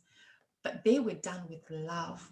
They were done because I had a new purpose in life. I found my way. I was making all that money before, but I was lost. But I found a better way to serve humanity, to serve my Creator, to value time, to value life, and to enjoy it. Do I still have some low moments that come at times? Of course I do. But I do have learned to let go. I would urge anyone that's going through something to learn the art of letting go. And as I heard earlier, Sister Irene and Gold Diva said, she said, there are people that can assist you, that can signpost you. I also volunteer to assist if you're going through something and you like mentoring and coaching, only if you seriously have decided that enough is enough and you would like coaching or mentoring. I am a mentor and coach for the Ebony Ambassadors. I am happy to assist. As I clearly said, be ready. Be at the time that you've had enough and you say enough is enough, but have a vision. Where would you like to go? No one will ever make that vision for you. No one can ever create your purpose for you. You have to find it. And then everyone else will come along and they will help you become the person that you want to be. I raise up my hand and I say, I'm there. And there are many other individuals just like myself that would love to be with you and to help you. I hope my testimony strengthens you by giving someone hope, because this message is not for everyone, but it is for someone that will give you hope to say, no matter where you're at, God can miraculously do things. If I was to show you the photographs 8 years ago, me sleeping on the sofa, 7 years ago when I started doing all that I was doing and I was sleeping on the floor, then you'd know that anything is possible and nothing is impossible. Even at our lowest times, someone will be there to pick you up. I was picked up by mentally challenged, substance abusers, homeless people. They became my friends. You should have seen them when they were leaflet dropping. You should have seen them when they would assist in dishing out food and giving out clothes, yet themselves, they were going through something. And these are the people that sleep on the streets. These are the people that say they're drunkards. These are the individuals that people say they're nothing. These are the people that people say don't hang around with them. No one is beneath us. No one is lower than us. Everyone has a purpose. Thank you for listening, and I will welcome your questions. And thank you for this time. Thank you for your time and for listening. And thank you for taking it in. I appreciate you, my sister, Ebony Empress. I appreciate you, Gold Diva, and I appreciate you all for listening. I appreciate you, my sister Heather, my mentor and my coach. I pray that everyone has someone in their lives that's been put there by God, because my mom used to be actually my best friend. And then my sister became my best friend. She was always my best friend because she's changed my nappies and everything. But there was a time and purpose for my mom, and there's a time and purpose for my sister. So I'm grateful for her because she mentors me every day. So thank you for listening. And I hand it back over to you. Wow. Thank you. Thank you. Thank you. Can we please give a round of applause? I want to physically see everybody clapping. Physically, I want to see everyone clapping. Like, how do you follow that? Because I just want to say, first of all, I commend you. Personally, I know we've met and I know you, we know each other, but I feel like this is the first time that I'm actually taking in your story, because I've always seen you as this glamorous, you know, every time I see you, you're always looking fabulous, you know. So to actually sit here and hear your story, like, you know, from where you've come from to where you are right now, like sometimes it's just amazing, just not knowing. It's like they say, unless you understand somebody's process, you don't really know their full story. Like I said, I've always seen you as this amazing glam person. Every time I've seen you, you're smiling, you're always so kind. And, you know, just understanding your story, I feel like even give me another like level of like, just knowing that you've done this, you've done that, and you've come from this. And I feel like that's just amazing. And I just want to commend you. Like, I know you hear this quite a lot, but from someone obviously who is obviously a lot younger and just looking up to you and just thinking like, I commend you for everything that you did. And I think the most important thing that I took from that is the fact that you said, for you, it wasn't about, I wanted to do this and be able to get a shop, or I wanted to be able to get money. You just wanted to feel better. And I think that's where a lot of people, like, you know, miss out. They don't actually want to take in the process of actually getting better. They just want a transformation of, I want to get back to doing this thing. But you took your process and you basically, you know, went through the process of just getting better and taking it one step at a time. So once again, I just commend you and well done for that. Really, really appreciate you sharing that story. I don't know if anyone else is as touched as I am, because I feel like I'm just like really emotional right now. Is anyone else touched by that story? Because that was pretty amazing. And can I just say, you're just very warm. Like, just, I feel like you make me want to listen to you. Like, there's some people that tell you stories and you're just like, yeah, you're telling a story. But I feel like you're not telling a story. You're literally just like, you're talking to us. It's just very warm and very welcoming. And I feel like everyone on this platform could literally feel that energy from you and they can like just take it in. So thank you very much. Okay, let's try and switch gears because I don't want to cry. Okay, that was really amazing. We're going to be having question and answer. I feel like everybody that listened to that, you know, a story, you definitely have something you want to say. You have a question you want to ask, or you have anything at all you want to share. We're going to be having a little Q&A just in about 10 minutes. But before we do that, we have another lady on the platform. She also has a story she's going to share. So she has about 7 minutes, I would say. And I believe she goes by Abby or Annie, which is Abby Paddycombe, is on the platform. Abby Paddycombe, and she goes by the name Annie. Oh, hi. Sorry, I wasn't sure which one. I'm just looking at the screen. Okay, yes. Hello, good evening. Welcome to the platform. Thank you very much. Because of our time, you have 7 minutes. So I'll thank do you it in very 5. much. Welcome to the platform. First, I'd like to say thank you for the opportunity. And I've been inspired tonight, even to share more. But all I'm going to talk about is what I've been through in the last 12 years. There will be another day for another time, or another time for another day for my childhood story. But my name is Abby. 12 years ago, I was diagnosed with cancer. And as a Black person, you hear cancer, the first thing that comes to your head is death, right? That's it. I'm going to die. My last child then, my daughter, who is now going to be 21, she was 9. And it was like, okay, this is it.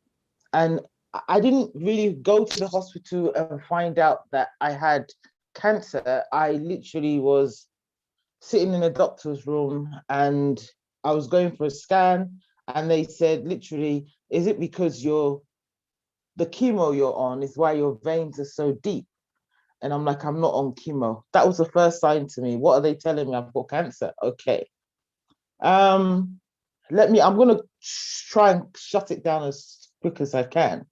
I stood in front of the lift to go and meet a doctor, and I said, the sheet of paper in my hand, let me just read it. And it said, pathway to colorectal cancer. So I'm like, oh, this is the wrong sheet. I don't have cancer. That's the second point. Like, okay, they're telling me I've got cancer. What's going on? So I thought, you know what? It's the wrong name. Let me check the name. Check the name. My name's there. Check the date of birth. My date of birth is there. Check the address. And I remember the lift opening, and the lady said, are you coming in? I said, in. She said, are you okay? I said, K. And I ran down the stairs. Honestly speaking, I wanted to run. I was running. It was King's College Hospital. I live in South East London. And I was running towards the bus stop. Now, people who know King's College Hospital, where A&E is, there's like a little slope. In my mind, if you run into the road, you'll get knocked down by a bus, and then at least you'll know you're gone, or you died from a bus knocking you down, or you from an accident. You didn't die from cancer, and that's fine. I can live with that. I'm willing to die for that. And something said to me, if you run now and this cancer doesn't kill you, you just wasted your own life. So I stood outside the hospital and I had to take it in. I've got cancer. I have to fight this. And I did. And I can testify. I'm not going to go into it because I don't have time, but I had my first operation, and it was a 10.5-hour operation. The tumor they took out of my bowel was as big as a breadfruit. Maybe one day I'll share the pictures. It's there. It's just huge. After that, I then had to take 12 cycles of chemotherapy.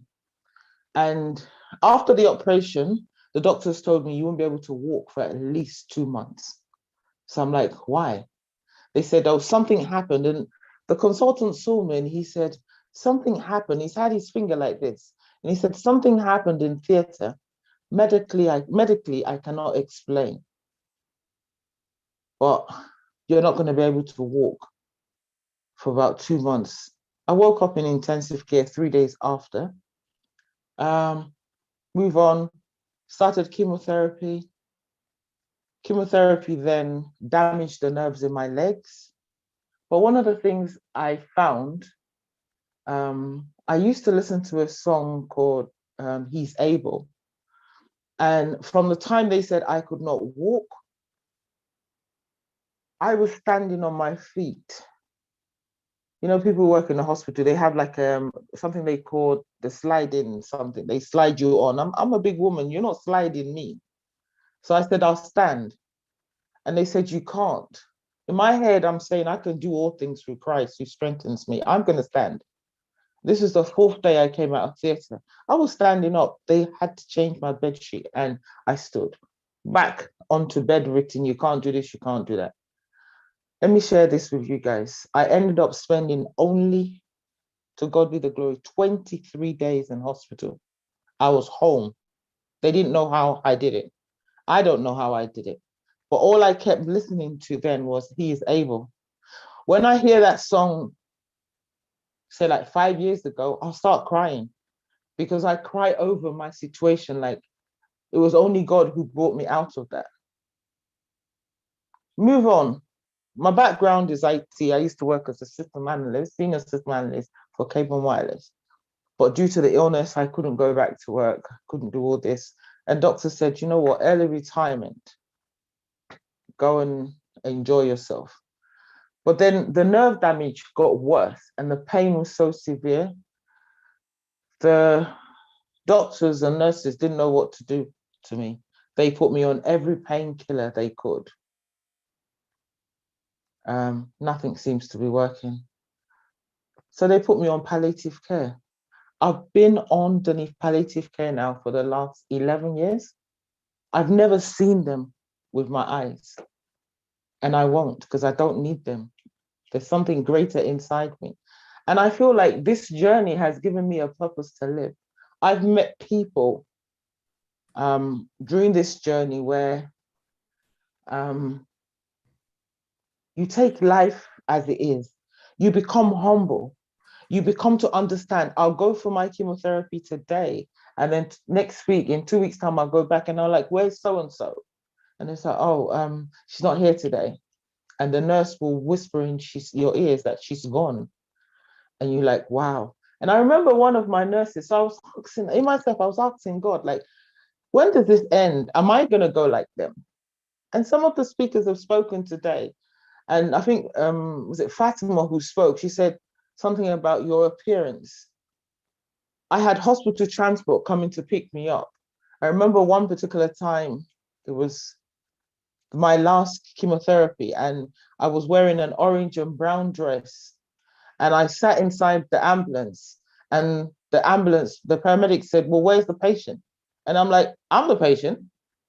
They're like, but we came to pick up someone who had cancer. I said, yeah, that's me. And they looked at me and said, you don't look sick. And I said in my head, my body is sick. My appearance will not show my sickness. And that's what I stood on to. And I say this with so much passion, in the sense that I'm grateful to God that I went through that journey, because it gave me a sense of hope, a sense of giving me a purpose. I was out there working, going to work. I'm a manager, I'm a this, I'm a that. You're nobody. You're just part of the crowd until something hits you. And when it hits you, it decides where you go.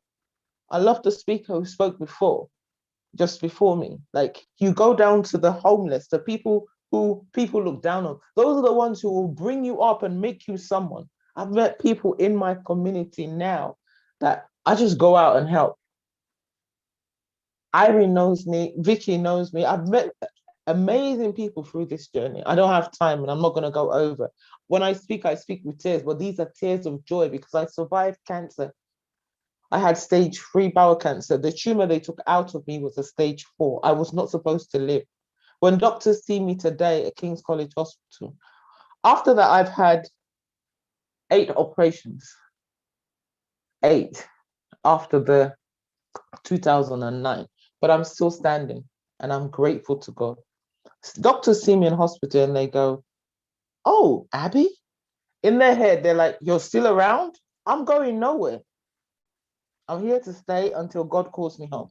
I just want to use my story to encourage people, is that when you're at your lowest, look up. Look for something. I've turned craft into a charity, into a business, that I can look at something and say, I can do that. And when I learn it, I want to share it with someone. I don't want to keep it to myself. Run workshops, free workshops, get people, just help people. That's what I do now. And I love it. I know I'm out of time.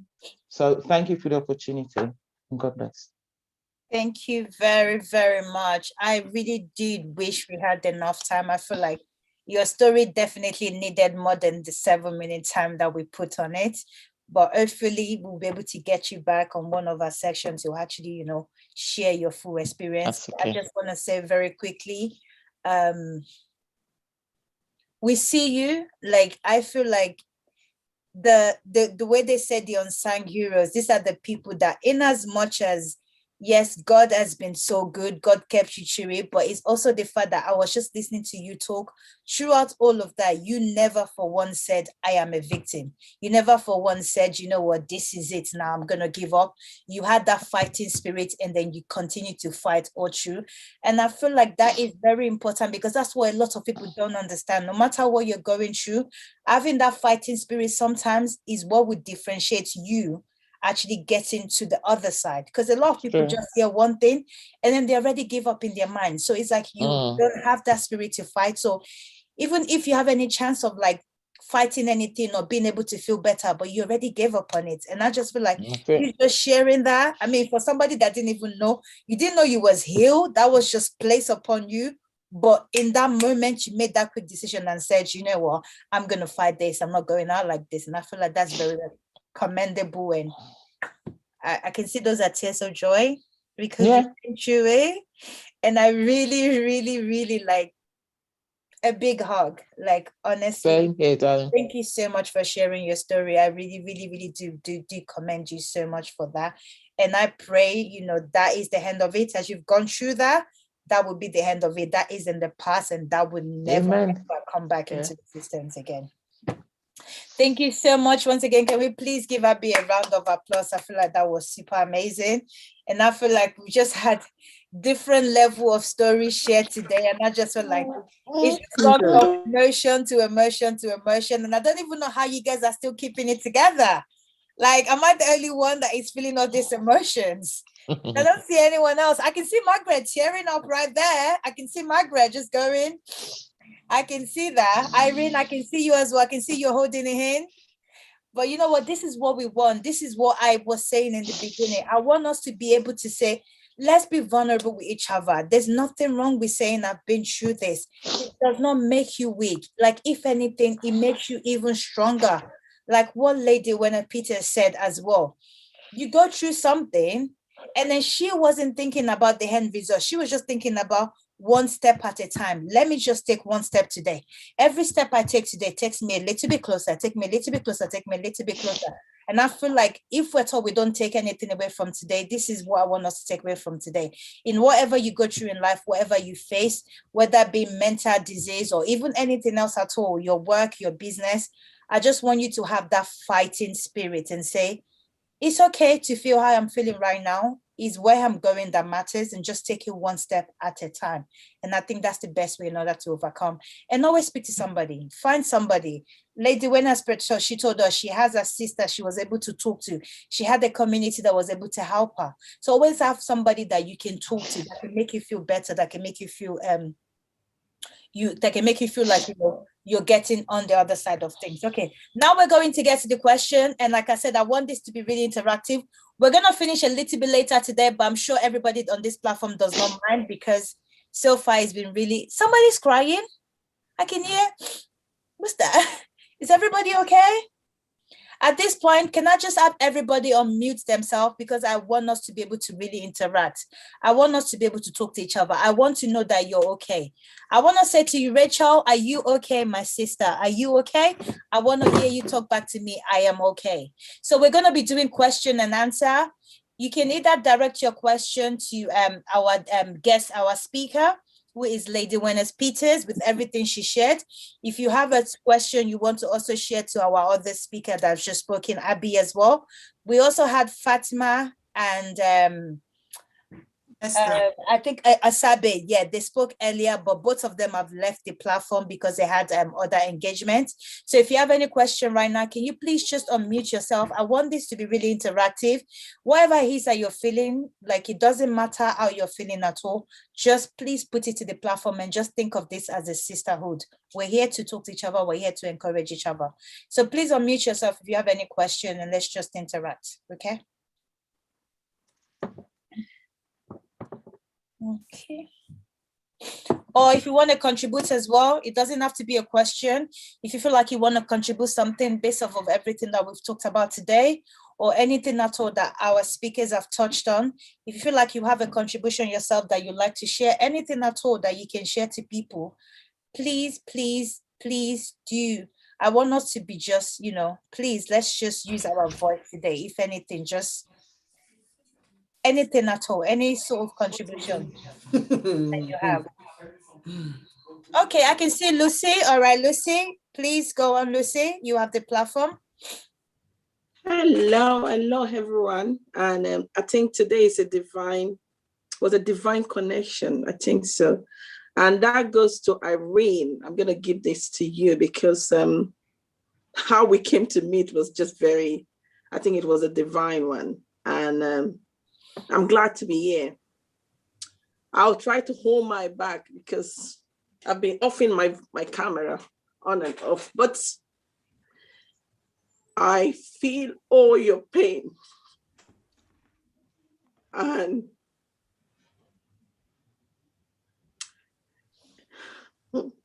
it has been a good, you might feel it is a very tough journey. I've been there. And a lot of people come to me, oh, Lucy, you're so brave, you're so strong. And, but we kept it all in because we want to keep moving on. And I would just say to everyone, we are not made to be strong. You shouldn't feel strong. You shouldn't feel as if you can do it, even though you know you cannot do it. Because these are the things that actually break us down. I've gone through depression. I've been in a mental home. But that did not define who I am. Because I felt going through depression, it's like any other illness. When I hear about the lady that talked about the cancer, it just take me back to the journey of my sister. I lost her, sadly. But these are some of the stress that actually bring us down as a Black women, where we think we are mother of spider, where we think that we can actually do everything, where we think that we are brave, we are strong, and they say the Black woman does not feel pain. Who says so? Who say we doesn't feel pain? Maybe because of the color of our skin, you can't see when we get red, when we get really hot, when our body is actually boiling. People cannot identify it. And I listened to the story of Lady White and Fatima, and also to Esther. It's just like a music playing all the time. And I think this is the time for all of us to come back together to heal. I know our parents did it back in these days, where you have this community that works together, that help us to heal, especially when we have children. Back home, you see, they go for omugwo. There's somebody that's there to support you. But when we are in this part of the world, you don't get that treatment. And these are how it build up. Then you talk about our child trauma, the traumatic experience we have as children, being abused by people that you love, people that you call family. And that actually build up, being used as a slave. You know, I call it family slavery, where you go to stay with your uncle and they treat you as if you're being slave out of the country. So my own advice or my own contribution today is that you shouldn't hide it. If the Western women can come out and say I'm depressed, there's nothing wrong in you saying I'm depressed. It's part of the system. It's part of your body autonomy. So we should actually encourage more people to say it out. And that was what has helped me.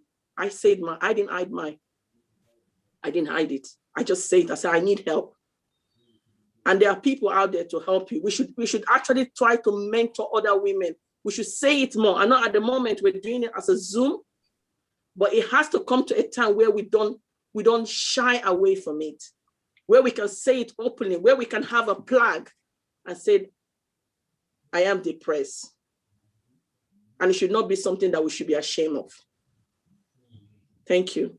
Thank you very much, Lucy. And I feel like that last point that you touched on, I'm just going to pinpoint on that, because I feel like that was the first thing I said at the beginning of this, because I feel like a lot of us, especially women of color, these are things that we shy away from. And I think that's why a lot of people suffer in silence. A lot of people don't even want to believe that they have some sort of mental disease because they just see it as it's a taboo. No, I am African. There's no way I can be depressed. But you're also human, and we have this same blood that flows through our body. We use our brain for the same thing the Europeans use their brain for. So why would this something that is got to do with the brain? Why would they exclude you?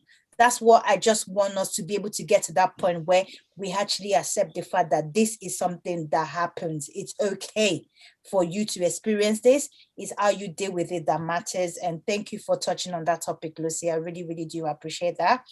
Is there anyone else that want to share anything while we wait for somebody to share? I have Margaret in the comment section here. She's put a question here, and I think I might direct it to Lady Waynett Peters. You might be the best person to be able to answer this question. So we have a question here. She said, because stigmatizing people with mental illness has such a negative consequences, what can we do to end the stigma and discrimination against people living with a mental illness? It's just obviously based off of what we just talked about. A lot of people don't want to say they have it because once you say it, people automatically just think you're crazy. Let's use that word. Am I allowed to use that word? You're not crazy, but that's what people like to think. You have some sort of mental illness, they think you're crazy. So I think because of that, a lot of Africans don't want to be seen as I'm crazy or there's something wrong with me. So based off of this question, because of the stigmatization that comes with it, the question is, what can we do in order to end the stigma and the discrimination against people living with mental illness? Lady Waynett Peters, would you be kind enough to answer that question for us, please? Thank you. First of all, I'd like to say that I think stigma in any area or anything, we shall continue to campaign against several different stigmas, including mental health, and it will never completely go away. What can we do? What we can do is we can come out and talk about like what we're doing here now, come out and talk about it and be more open and encourage more people to open up and talk about what they have gone through or what they are going through. And we also have to learn to support others and to also be able to see and notice when someone is going through something. For example, we sometimes see when someone's posting things on Facebook and then you see everyone ringing you or texting you and saying, have you seen so-and-so posting this? Have you seen the way they're looking? I think there's something not quite right. The right thing for us to be able to do is to reach out to them because we can see that something is happening and something doesn't seem quite right.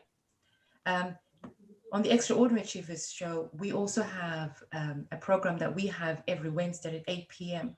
And in January, we had mental wellness, mental well-being, and mental health Wednesdays for the whole of the month. And we brought coaches on. We brought senior executives that deal with mental health in England. That opened up our eyes to actually realizing that there are so many other training schemes that are out there that we can refer family and friends to go to. So I think the best things for us to be able to do is to identify the organizations that are out there. There's Mental Health England, they do first aid and the mental health first aid. There are those courses that they're giving out for free. And the more of us that we encourage more of us, my sister Irene Ebony, I'm sure maybe you've tapped into that one, and maybe that's something that you can to extend to others, which we can talk about after to connect you to the CEO, and offering people for more of us to learn on that mental health first aid and how we can then identify early signs to avoid a full scale or people that are already going through something and then signpost them to individuals that can help. That's the only way I personally think that we can do. If each one of us becomes responsible and not say the government has to or an organization has to, but if we are each brothers and sisters keepers and we actively do something, we see something, we refer someone, we assist someone. Because sometimes things that I've seen in some other individuals that I have had the opportunity, privilege, and to work with, is that if they just had someone to talk to, if they had someone to share, that is the main thing that they need. And so let's listen, let's learn to listen. And when we feel really down ourselves, or we feel like we cannot cope, let's learn not to feel like we have to be judged. If we feel that maybe family and friends are judging us, then there are organizations, there's Mind that's out there, then there are organizations that we can do it secretly. Knock on the door, ring the telephone and say, I need help. There are organizations out there to assist. Oh, thank you very much. I mean, like I said, you just have a way of just speaking and just making people just taking it in, like, you know, I mean, usually when people say, how can you end the stigma? It's like you said, this is not something that would go away because you cannot control people's mind. You can't tell somebody how they should feel or how they should say things, but we can control what we can contribute. So we have to start with ourselves. Like you said, if you want to see a change, we start with ourselves and don't wait on someone else to do it. So thank you very much for that. I hope that was helpful, Margaret. I hope you managed to get, you know, the message and the answer to your question in what Lady Waynett Peters just said. Absolutely. We're going to have time for two more questions. But before we do that, I would like to, because of our time, go back to our CEO. I can see Voice of Hope. I can see your hands is raised. I'm going to come back to you in a minute. So we're going to do our closing remarks and also say our winners for tonight. And then we'll come back to do two more questions because of our time, so that we'll be able to end at 9 o'clock. And because we're also live as well. So we don't want to exceed the 2 hours gap of recording, and then we'll come back to it. Just to let you guys know, we normally say this at the beginning of the event, but just in case anyone join us later in the show or you wasn't aware, we do record as much as we do this on Zoom. This is also recorded. So this is live streaming right now on Facebook, and is also recorded, which we also share on our social media platform after the event is over. I know there's some people that share some personal stories, but I would like to believe everybody was comfortable enough to share this story. Because I know somebody just put in the comment section to stop the recording because of privacy. And I just had to say to her, like, that's part of what we're doing, is because we want people to share their story and we want people to be able to take it in. So I hope everybody is comfortable with that. And I'm sure everybody is aware that your story is being shared and you're comfortable with sharing all the things that you're sharing tonight. So I just wanted to, you know, put that out there just so that everybody is comfortable with that. And thank you. Okay, so our next thing is, okay, I've also been told it's called mental illness, not mental disease. That is also coming from Naz. Thank you very much, Naz. I'm very sure a lot of people know that, but just in case, and I'm pretty sure myself as well do know, it's called mental illness. But what I was referring to is the fact that Africans tend to see this, and I put in quotes, like I said, like a disease. So I'm not saying it's called mental disease. I'm saying they see it like a disease. That's why a lot of people don't want to say, I've got a mental illness, because they think it's a disease. So just to clarify that, I'm not saying it's a disease. I'm saying we see it as disease. That's why we don't want to acknowledge that we have some sort of mental illness. Okay, so I'm going to hand over to Irene for our closing remarks, and then we'll come back to the prizes, and then we're going to take 2 more questions, and we're going to start with Voice of Hope. So over to you, Irene. Wow. Today is really emotional. I want to thank everyone that have actually shared their story. And I know that you've actually liberated someone. You've actually helped someone to come out from any situation that they are facing at the moment. To Abby, to Lucy, to Lady Waynett, to Fatima and Esther, I appreciate you guys. The fact that you were able to share your story is because of the love that you have for people and the love that you have for people to be better. We appreciate you. On behalf of everyone in Ebony Ambassador, we want to say thank you for coming on board. And a big thank you to our sponsors. This event has been sponsored by the Big Lottery Fund, the Near Neighborhood, and the ABC Small Grant. As I said earlier, we're doing a food outreach for people around Birmingham, and they are all African food. So if you know anyone in Birmingham that is in need of food, any kind of food, please get in contact with us. We'll be able to deliver the food to their doorstep. And aside that, for those that are actually new to this platform, we are more known for transferring skills. We do all kinds of skills from hair braiding to sewing, beading, makeup, rhinestone embellishment, and baking. And we're adding knitting to it this year. That's how I met Lucy. Speaking to her today, before this event, she's a blessing. And you meet people, not just that you meet them. God has destined some people to be in your life, or that you're going to meet them through your journey. Lucy, I appreciate you. Thanks for even having the confidence to even share, and also to be here today. Thank you to everyone that is joining us for the first time. I appreciate you all. For those that have always supported this project from day one, Ebony team and friends, loved ones, family, we appreciate you. As we close today, the next session is going to be fun. As today is quite heavy, our next session will be in 2 weeks' time. I want to make it just a day for game. So we'll come with a lot of games, and there's a lot of things to be won. So we'll just come relax, chat, feel that sisterhood, brotherhood, and make people feel a bit more like we are in the same house playing. So that's what we're going to do come next 2 weeks. And we have a WhatsApp platform called Distinguished Ebonite. So on that platform, we actually share events, activities that makes people a bit, I would say, better than what they are at the time that they join the platform, or just something to make people happy and be in a better mood. So that's what we do on the WhatsApp platform. And if you're interested in being part of the platform, we call it Distinguished Ebonite, from the word ebony. You could put your number on the chat. We could add it to the group. And we also do events there every 2 weeks. So we don't make it like a platform where you post things that are not relevant. So it's just strictly something, a task for you to do to make you feel better. That's what we do on that platform. So as I give the mic back to Goldie, once again, I want to say thank you. I appreciate everyone for being here today, and God bless. Goldie, over to you. Okay, thank you very much, Irene. Thank you. Okay, so very quickly, our next event is in 2 weeks, and that is on the 14th of May. So as we said earlier, we do this every 2 weeks. This is the 5th one in this mental resilience workshop. We have 14. So this is the 5th one. That means we have 9 to go. So our next one is going to be on the 14th of May. So can we please put that in our diary? As always, as she said, we're going to put the information in the group. If you're in the group, we'll always keep you updated. But if you're not in the group, just keep the next date free, which is May the 14th. Okay, now to our prize winner. We had games earlier on, and we had 2 winners. Both of them already left the platform.